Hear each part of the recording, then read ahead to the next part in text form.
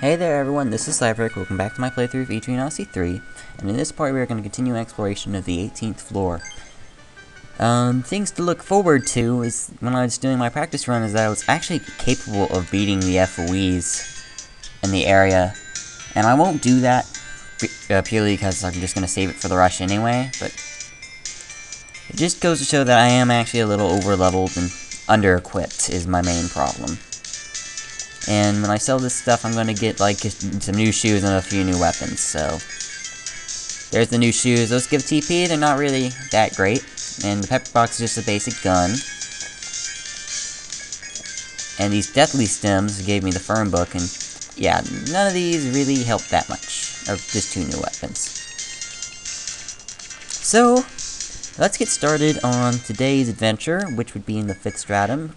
Not that far in, it's just the same basic stuff. There's no need to cut out the trip there because it's so short. That's what I like about the stratum mix. The trip between floors is a little bit shorter than most stratums, except for the 18th and 19th. That's a little mean. Anyways, I'm gonna take this travel back time to mention real quick, because as I said before, I recommend Typhoon Bolts if you're coming in here. However, if you're facing the F.O.Es, they actually slightly resist Volt compared to the other two elements, so I wouldn't recommend using it against the F.O.Es. And I won't be facing these F.O.Es, and also this maze just loves going in circles. I won't be facing these F.O.Es on screen this episode, even though I could do it with this team, but the boss team is still much more capable of handling the bosses than this team is. This team, in order to fight the bosses, I have to take complete advantage of Protect Order, and Regroup Tactic has to be up, otherwise the status is just fly. It's just crazy. And yeah, it just goes in circles, and there's a few dead ends here and there. This path on the right over here is a dead end, so I'm going to quickly mark that.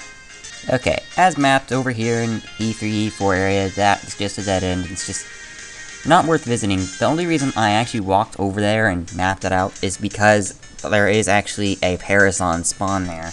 It's just... Anyways, I'll get more on Parazon spawns later, because that's another thing many people really do not know too much about. I'm gonna ever charge Typhoon Bolt this thing away.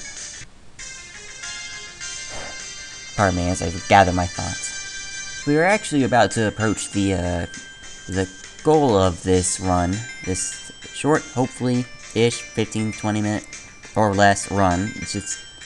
The goal is to get to Yonder Camp Point's shortcut, and this Yonder Camp Point is right over there. It's in that room. I won't be taking advantage of it in this episode, probably not. It's relatively close to the shortcut, so I'm not going to be taking too much advantage of that as a camp point, but I'm going to be taking advantage of the fact that it is one of the better shortcuts in this floor. Well, all the shortcuts on this floor are great, don't get me wrong. It's just, here, have a mind point. Just have a mind point right there. Bam. We got a mind point up there, and we have a 3x3 camp spot in here with a shortcut to the north. This shortcut is really important if you want to keep your visits here on this floor short, because otherwise it just gets tedious, long, and do not want to deal with the F.O.Es in this next area. It's just crazy. Even though I'm totally beatable, totally able to fight them, I'm not going to. It's just, there's no reason. It takes a while. And that's my main concern, is length of time being fought. Once again, the walls will be mapped secondhand. And yes, you do need to know that there is mud here, and oh man, this set just loves prettying its face. I'll be right back. Alright, there's two items I still haven't gotten. I believe I haven't gotten the Sanguini Tail, and the, something else that I completely forgot. I forgot those. Anyways, Vincent leveled sometime before, so let's get another level, and just more levels in Strange Seeds, even though it's not completely helpful at all. Now, this is a double room of F.O.Es, and in order to get past them, you either need a guard soul, which I do not have on my person now, or you need to have, you have to time it right. So, as you can see, I can't really step in front of that without, getting in front of it. Thankfully, the game is nice and, gives you some things to offset your movement. So here, use this mud tile to offset your movement, and if you need to, then you can get in between these F.O.Es. You step over, continue going over, back up into this mud, go forward, go left, and you'll be right out of there just fine. Now, above us, around here, is a neat room that has a guard soul in it, in case you can't get past this in the next puzzle, in case you don't think this next puzzle is really possible, which it is possible to do this in the next room without using a guard soul. It's just a lot easier if you have the guard soul.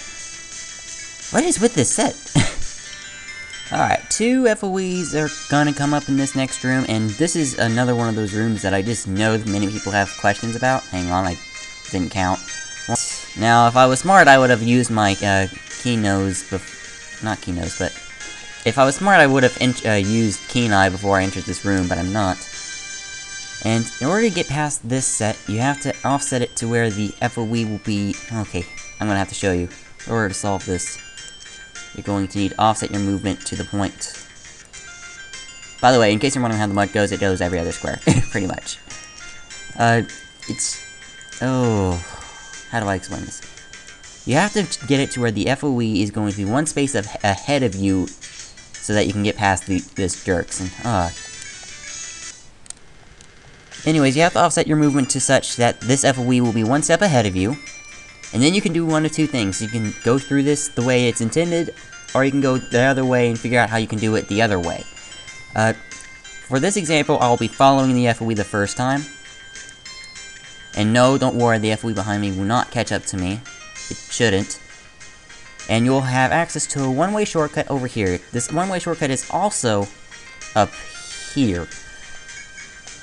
But anyways, go through this shortcut and you'll have access to the item that will allow you to do this without having to worry about it the first time. So, I'm going to show you how to do it this method because it's the method most people get past this the first time.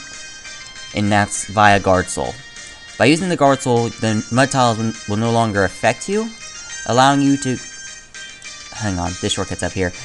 Allowing you to get past this puzzle without having to do it the hard way. Now, I'm going to show you I will show you the hard way in a little jump cut, but... For now, I'm going to show you how most people do it the first time. Alright, the way I did this the first time, and I think the way many people did this the first time, was by using the Guard Soul, obtained either through buying it or through that chest, and using it to walk around this FOE tantrum. This is the way I recommend to do it the first time too, since you only need to actually do this once. Just use the Guard Soul and follow this FOE all the way around. The Guard Soul will wear off, but you'll have plenty of time to escape the upcoming FOE anyway, so...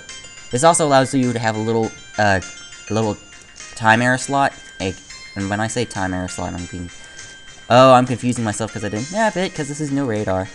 It goes like this. And so this, also doing it this way gives you a little time for error, unlike the way you can do this without the soul. So, once again, I'll show you the way to do it with the soul in a few seconds, but for now, that's how you want to get past this the first time. And as I said, just gonna jump cut towards the end of the episode, we'll show you how to do this the normal way. In fact, I might put a time link annotation in your face about now. Anyways, now that we're back into Radar Town, I'll start marking the walls again. This is the shortcut I wanted to obtain to end the episode today. There's a few dead ends and knots and stuff and map that needs to be fixed. So I'll go ahead and do that real fast, and I'll see you in the jump cut to the part where I'm going to show you how to do that without the Guard Soul. I'll see you guys in a few seconds.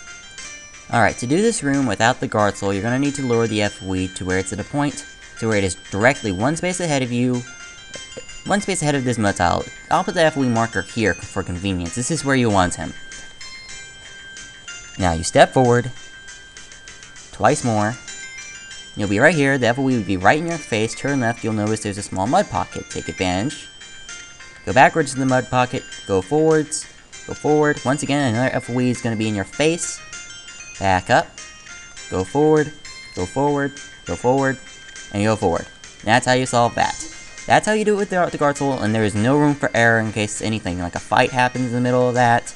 Thankfully, the encounter rate is lowered while you're going through this little circle, but it doesn't mean it's eliminated. It is still very small. And usually, you're not going to run into a fight when you're doing this, but just in case. And that is how you get past the room without the Guard Soul. So hey guys, this is, I'm going to finish up the map, show you what it looks like all pretty, and well, yeah, here's what it looks like all pretty.